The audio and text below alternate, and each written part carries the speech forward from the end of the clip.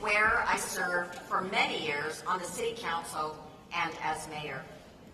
That is why I am especially grateful to President Biden for coming to our city, which has a deep hole in its heart, a hole that is yet to heal.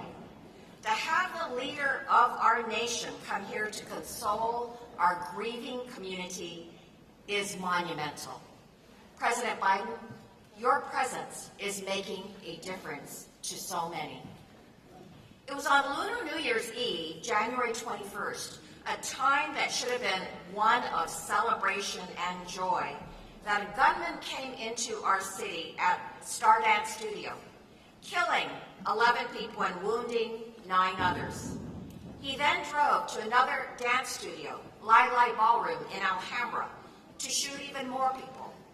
Thankfully, Brandon Tsai heroically disarmed him, but then he got away. As our entire city and LA area awoke the next day, the fear and shock was palpable.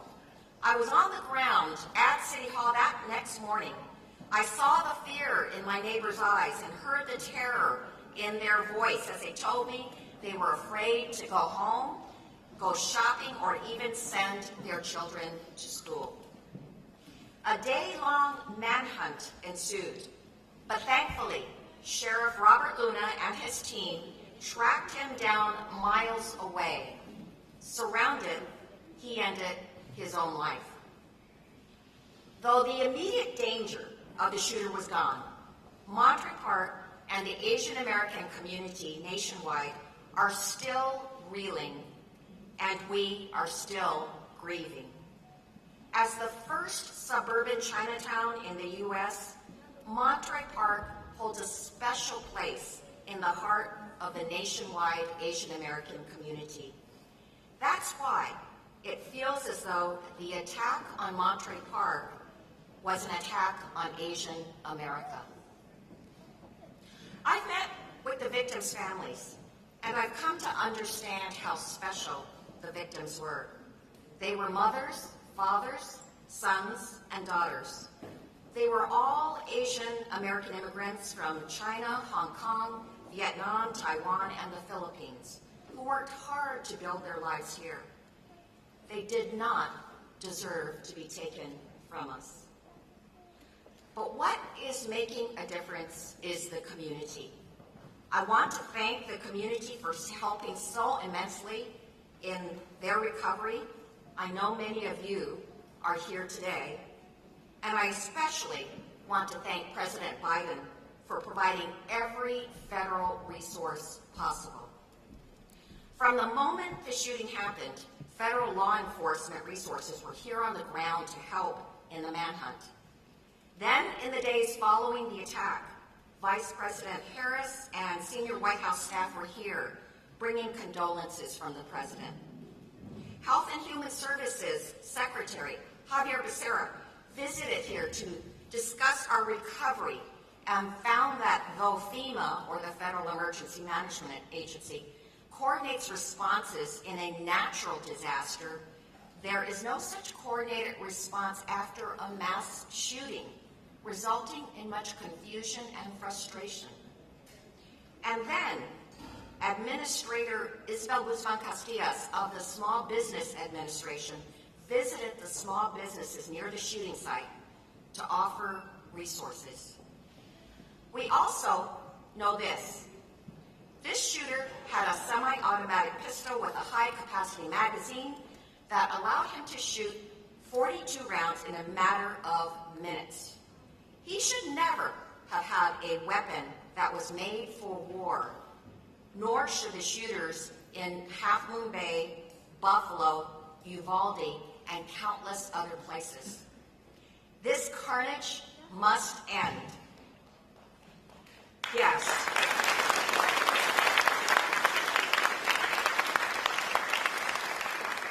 And that's why we must pass a national assault weapons ban.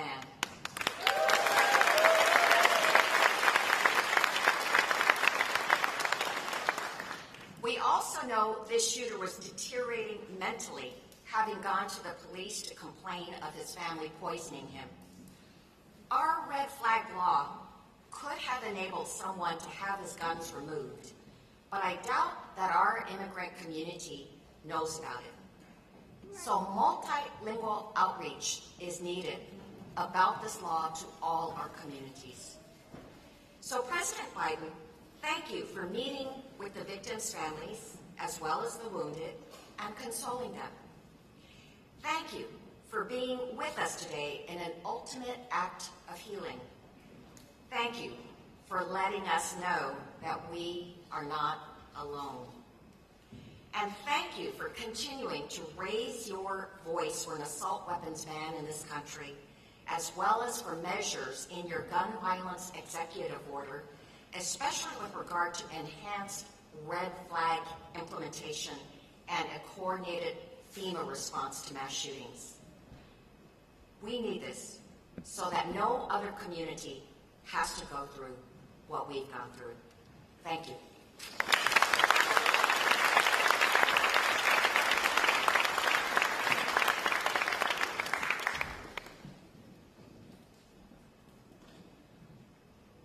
Please welcome Los Angeles County Supervisor Hilda Solis.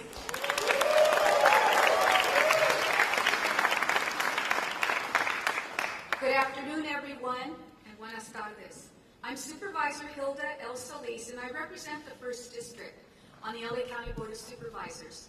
And I'd like to start, first of all, by welcoming President Biden to Los Angeles County, especially to Monterey Park, a city with over 60,000 residents who I am honored also to serve and represent.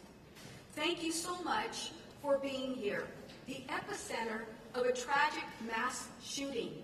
Yes, but, Mr. President, this is also an epicenter of hope and resilience. Here in Los Angeles County, I am honored to have 4 other colleagues sitting on a historic all-women board who, by the way, are all strong gun safety advocates just like myself. Just this year alone, we have unanimously passed 5 gun safety motions, including one you might be familiar with, Mr. President. You and Senator Feinstein put forward 2 bills to ban military-style weapons and high-capacity magazines, in addition to raising the age from 18 to 23 years of age to purchase them. And last month alone, I authored a motion that passed unanimously to support Senator Feinstein's reissuance of these 2 bills. Senate Bill 25 to ban assault weapons and high-capacity magazines, and Senate Bill 14 to raise the age from 18 to 21 to purchase assault weapons. Mr. President, you are exemplifying what we need: strong leadership on all levels of government, to be brave, to be courageous, and to stand with victims and survivors against gun violence. I refuse to believe that thoughts and prayers are going to somehow protect our children and lift our country out of this gun crisis. Your issuance of an executive order on gun control today is a perfect example of what is needed precisely here in America. Every day, we use the authority we have at the Board of Supervisors to keep our 10 million residents safe from gun-related violence, and to support the work of other brave colleagues that you're going to hear from, and you've already heard from our Congresswoman, you'll hear from our U.S. Senator, but you'll also hear from our President. And next Tuesday's meeting at the LA County Board of Supervisors, I will be putting forward a motion to support President Biden's executive order. Mr. President,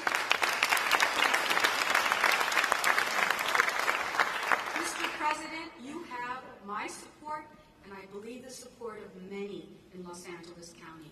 And LA County is ready and willing to continue supporting your efforts and vision to have a safer America for everyone. Sí se puede, and muchas gracias.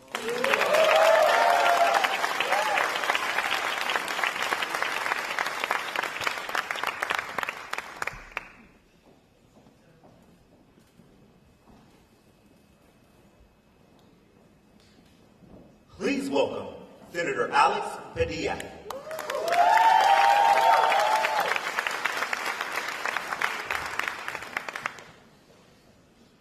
Good afternoon, Monterey Park. Good afternoon.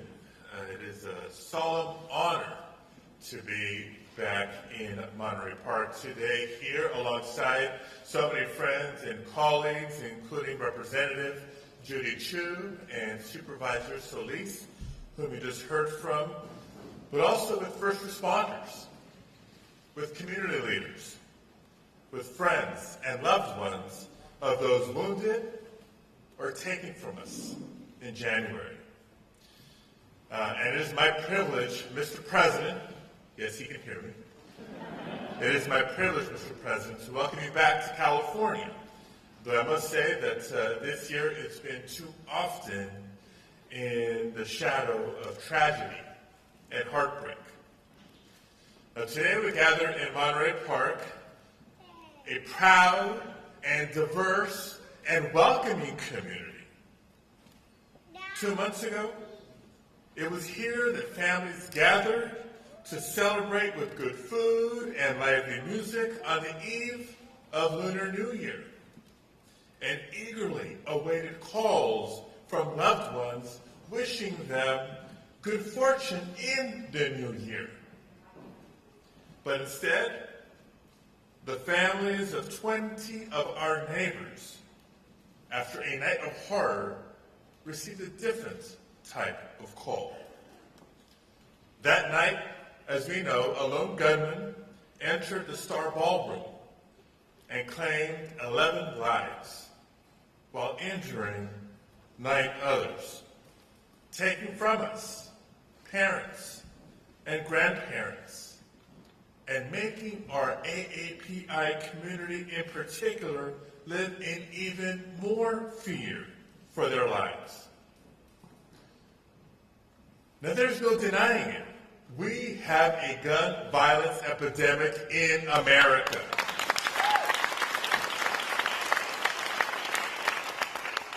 The gun industry continues to work overtime to create a culture of chaos because to them, American lives are worth less than the profits they make on the guns that they sell.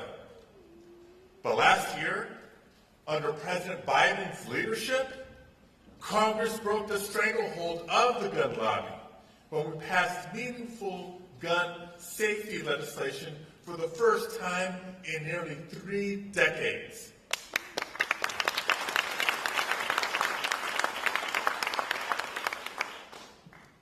But today, as we gather, not just to remember, we can celebrate the continued leadership of President Biden with his historic executive actions to enforce background checks, to further analyze, get this, to further analyze the despicable tactic of marketing guns to children that the gun lobby is engaged in, but also to make sure that we surge resources for communities like this in the wake of mass shootings. Despite the good that these executive orders will bring, as we all know, there will still be more work to do. That includes bringing back universal background checks. Absolutely. And as Supervisor Solis just mentioned, we should follow the example of then Senator Biden and our own Senator Dianne Feinstein for their work in 1994 in banning the sale of assault weapons, and we should ban high-capacity magazines as well.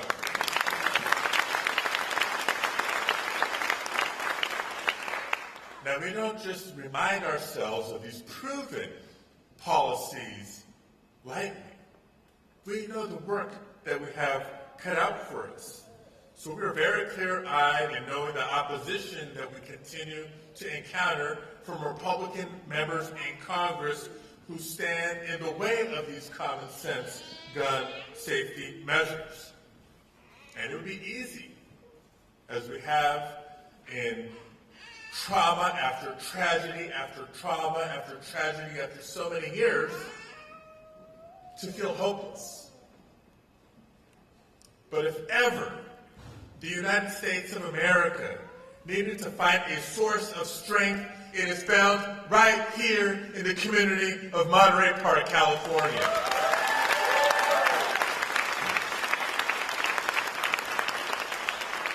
Just think about what we saw, what the nation saw in the days and weeks after the tragedy in January. What we saw was remarkable resilience. We saw the strength of those who rallied this community, like my guest at this year's State of the Union address, the former mayor, Henry Lowe. Give him a round of applause. Along with the new mayor, the entire council, all the leaders of this community, elected and otherwise, who came together to call for calm and healing for so many families. We saw the strength of this very Boys and Girls Club, who honored those lost by celebrating Lunar New Year and giving kids a chance and a place to play or to cry and to heal. We saw the strength in the waves of community members who gathered to build a memorial outside the Star Ballroom, where neighbors would come together to comfort one another and to process the tragedy together. You see, as we heal, and it's a process, it will continue to take time, but as we come together to heal, we know, just as President Biden knows, that the pain and the heartbreak may diminish over time, but it will never completely go away. But we can honor those who were taken from us by taking action to prevent future incidents of gun violence. We can and must save lives. We know what to do. We need the will of Republican members of Congress to help us do it. And we can honor those lost by reclaiming the sacred spaces and celebrations and by embracing the people and places that will always make Monterey Park strong and special. Thank you all for being here today. Thank you for having me. Let's welcome President Biden.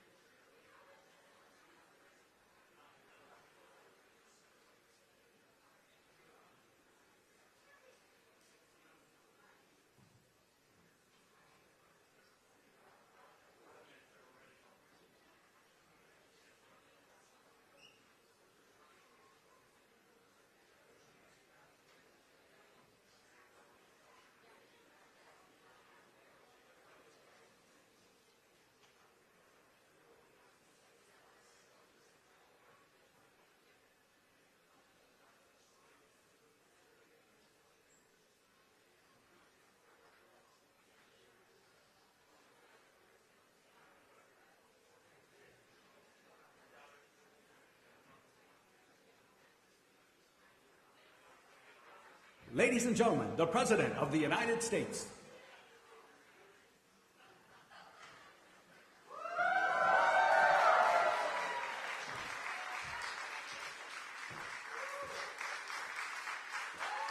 Good afternoon. Thank you. Thank you. Please have a seat if you have one.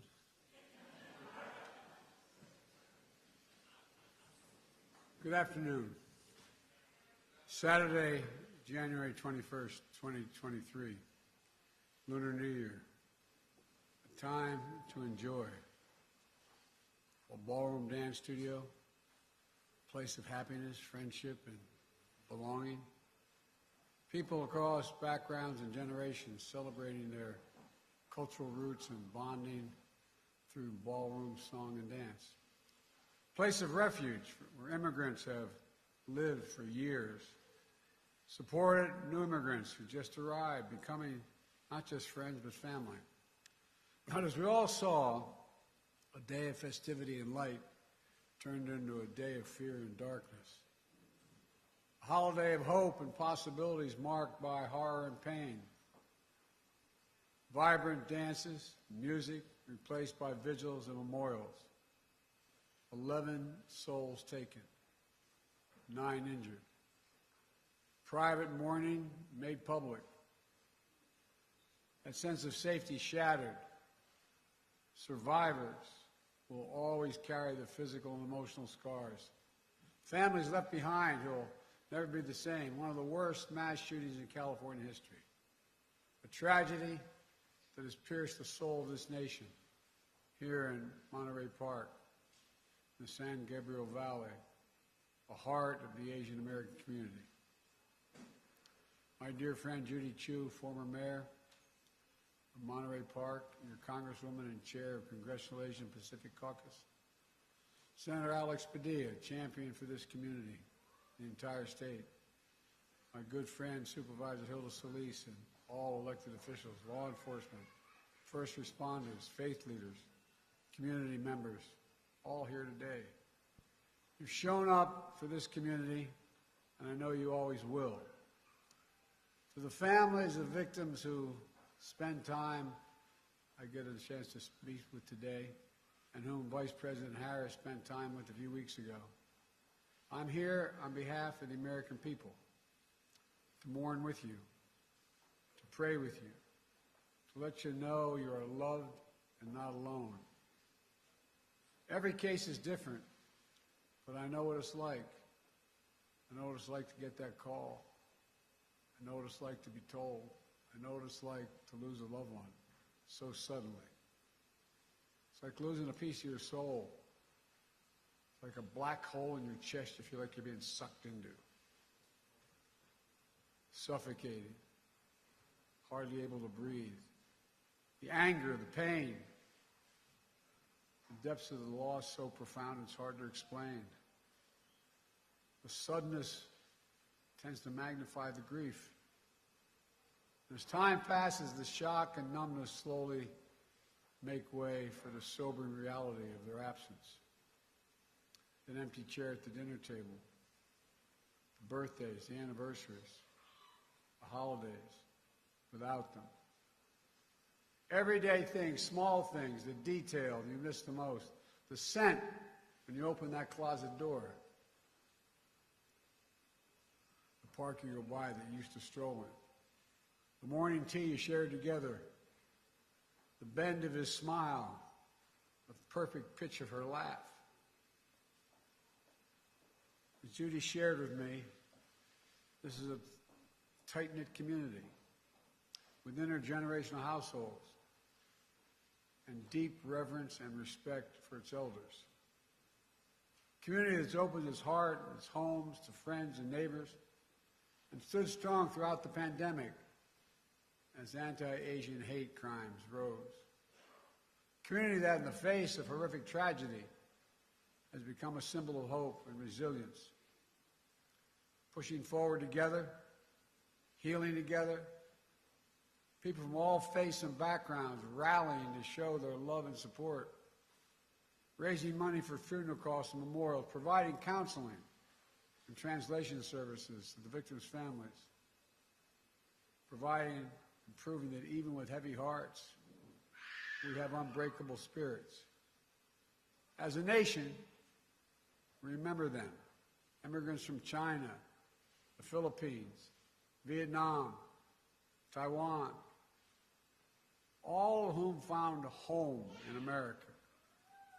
Mr. Ma, age 72, a pillar of the community, a beloved manager and dance instructor at Star Ballroom. He walked patrons to their cars at night, helped new immigrants find jobs. His children and grandchildren will carry on his legacy in the spirit of one of his favorite Chinese proverbs: cherish the people in front of you. Cherish the people in front of you. And Igao, 72, Mr. Nice, for his kindness, his positivity, his infectious smile, a free spirit always ready to lend a helping hand. He died shielding his dance partner. Shoju On Yu, 57, devoted mom, wife, sister, woman of faith, always there to help others, bringing food and newspapers to family members who had trouble walking. Always, always working tirelessly with her husband to build a future for their 3 children. Nancy Jian, 62, known as Sister Sunshine. She loved to play cards, piano, and the weekly volleyball game. Always sharing her homegrown plants and vegetables with neighbors and friends. A dedicated mom, married nearly 40 years. Husband and wife who were always together, even in their last dance.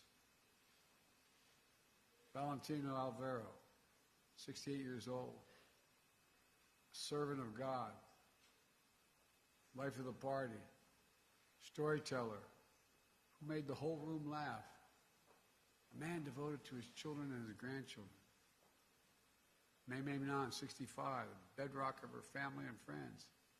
Eternal optimist, avid dancer who'd visit the studio every weekend, often leaving snacks behind for her classmates. She radiated positive energy through her laughter, her kind words, and her smile. Moy Dayun, 67, refugee, community builder, cherished friend, known for her kindness, her sweetness, her generosity, her beloved family, the center of her world. Diana Tom, 7 years old, devoted daughter, wife, mother, grandmother, who loved to sing karaoke. A giver and an adventurer who loved to explore new foods and travel the world. Charles Zhao, 76, grateful, reflective, believed in living to the life to the fullest. He constantly showed his family and friends and showered them with warm words of encouragement, hope, and love. Tao Yo, 64, a lifelong learner. He retired as a business manager and was pursuing a second career as a pharmacist while caring for his elderly mother. A man beloved by his wife, children, and friends for his compassion, his determination, and his wisdom. Lily Lee, 63, a matriarch with absolute strength, optimism, and grace. Her daughter wrote, "Stolen is a grandmother whose granddaughter fell asleep many nights nestled between her loving arms. Taken away is the opportunity for her grandson to feel her love and warmth." All of them lived lives of love, sacrifice, and service for their families, for their community. They represent a bigger story, who we are as Americans, embodying the simple truth that our diversity is the strength of this nation. We saw that strength in Maria Leong.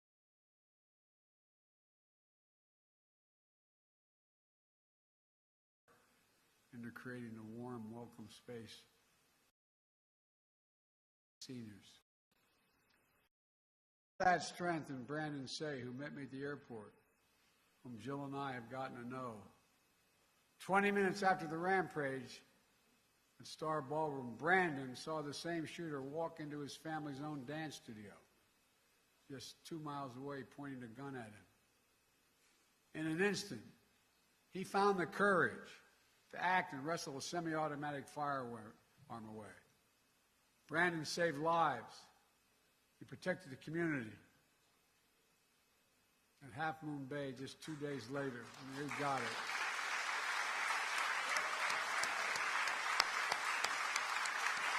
Brandon, stand up.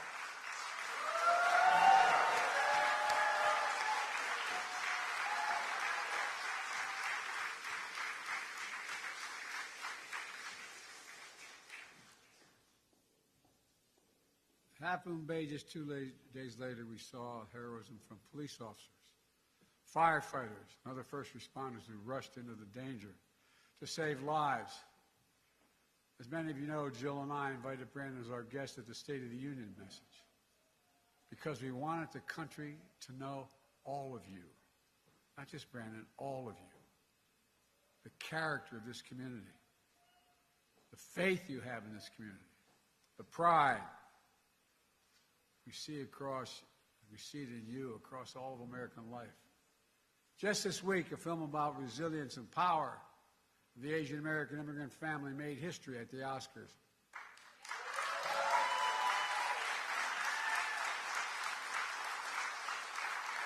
Echoing the heart of so many in this community. We also hear a message we've heard too often, including 2 years ago this week, after the spa shooting in the Atlanta area. Enough. Do something. We remember and mourn today, but I'm here with you today to act. Last year, after the mass shooting in Buffalo, New York, and Uvalde, Texas, I signed into law, after being both places, a bipartisan Safer Communities Act, most significant gun safety law in almost 30 years. That was in addition to me signing more executive actions to reduce gun violence than any of my predecessors at this point in the presidencies.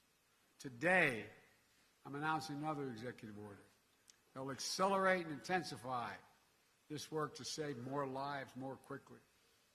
First, this executive order helps keep firearms out of dangerous hands, as I continue to call on Congress to require background checks for all firearm sales.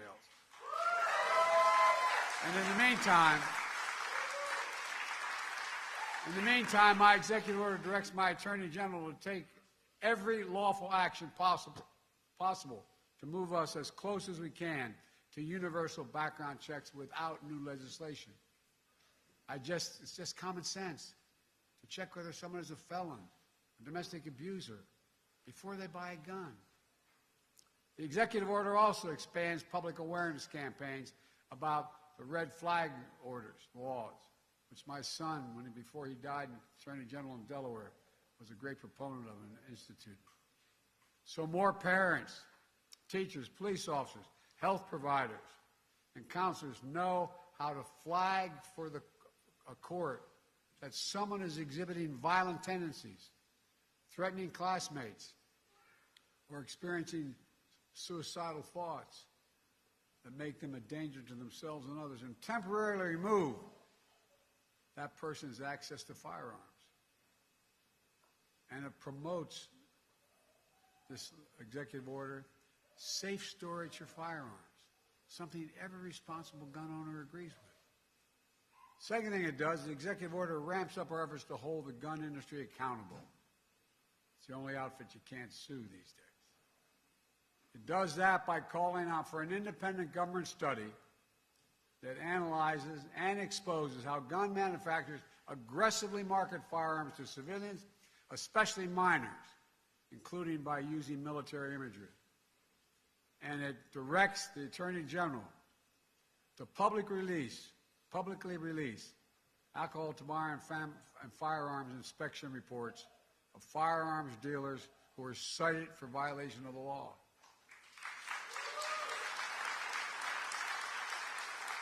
That way, policymakers can strengthen laws to crack down on those illegal gun dealers, and the public can avoid purchasing from them.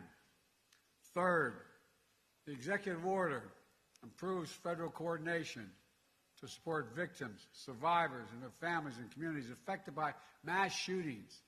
The same way FEMA responds to your natural disaster in California and all around the nation, and it will help folks recover and build after folks recover and build after wildfires and superstorms and droughts.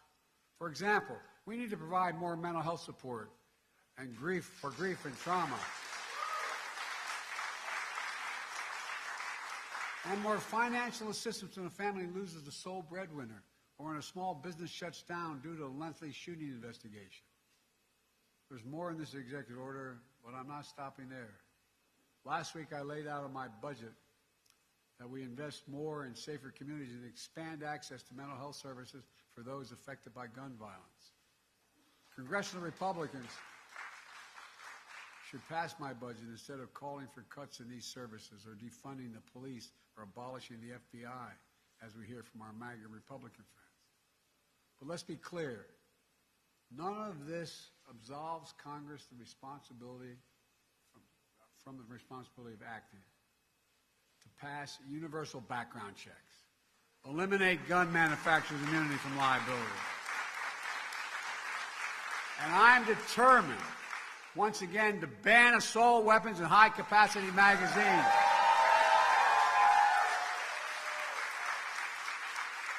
I led that fight to ban them in 1994. The 10 years that law was in place, mass shootings went down. Our Republican friends let it expire 10 years later. And mass shootings tripled since then, tripled. So let's finish the job. Ban assault weapons. Ban them again. Do it now. Enough. Do something. Do something big. Folks, let me close with this. Scripture says, the Lord is near to the brokenhearted and saves the crushed in spirit. A lot of us have been there. As we gather here today, I know your hearts are broken, but I know your spirits are strong. And as you remember and heal, I know the light of your loved one is once again going to lead you forward. It takes time. I tell everyone, at least it did with me, it takes time. But I promise you, the day will come when the memory of your loved one brings a smile to your lips before it brings a tear to your eye. The tear will never fully go away. But when you had that smile first remembrance, that's when you know. That's when you know you're going to make it. You're going to know you're going to make it. My prayer for all of you is that day will come sooner than later, but I promise you, it will come. God bless you all. I admire you so damn much.